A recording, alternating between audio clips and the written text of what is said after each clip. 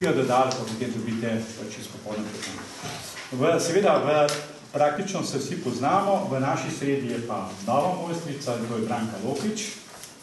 Tako da ostale ste bili več ali manj že na delavnicah, precej od vas tudi že večkrat vodile delavnice, starosta je pa Mara podržaj. Praktično ona bo pa že na četrtih delavnicah. Samo da diši, pa je v redu. Ok, če mi dovolite, da bi podal besedo Andreju, da par besed pove v imenu komisije teh četvrtov. Zdi izjemno pomembno, se pravi, da gre to znanje, ta prenos znanja in izkušenj naprej na sovrstnike, pa morda seveda tudi na mlajše. Nekaj od tega, kar predvsej od tega nam je seveda že uspel. Bi pa tukaj vam sporočil, bi vam rad povedano mojo ugotovitev, ki je bila verjetno tudi vaša morda. Prejšnji teden smo končali s festivalom za tretje življenjsko obdobje. Veliko od vas je bilo tam prisotnih.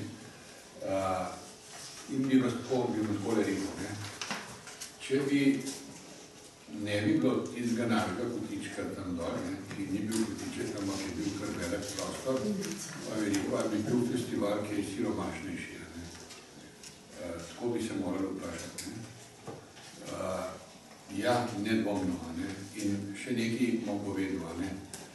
Kar predvsej smo se morali matrati, da smo to nekako spravili pod okrilje te delfinske zgodbe, če bi temu tako rekel. Prej je bilo to drugače. Zdaj smo pa rekli, če smo organizirani, potem organizirano nastopimo.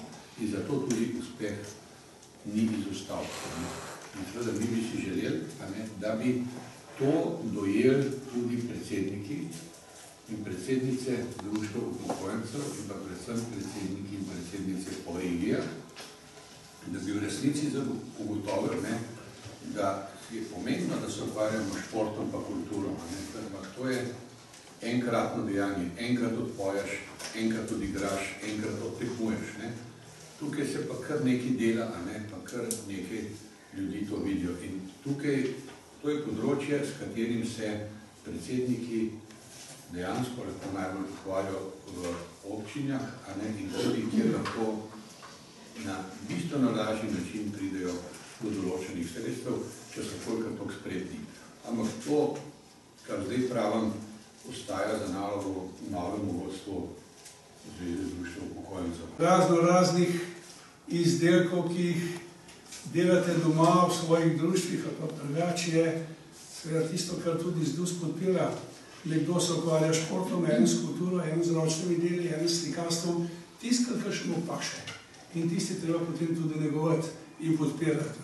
Važno je to, da niso ljudje eni stvari prisiljeni, ampak da to z veseljem prihajajo, ustvarjajo, pa da se družijo in seveda domov prinesejo polno energije med svoje, če jih imajo.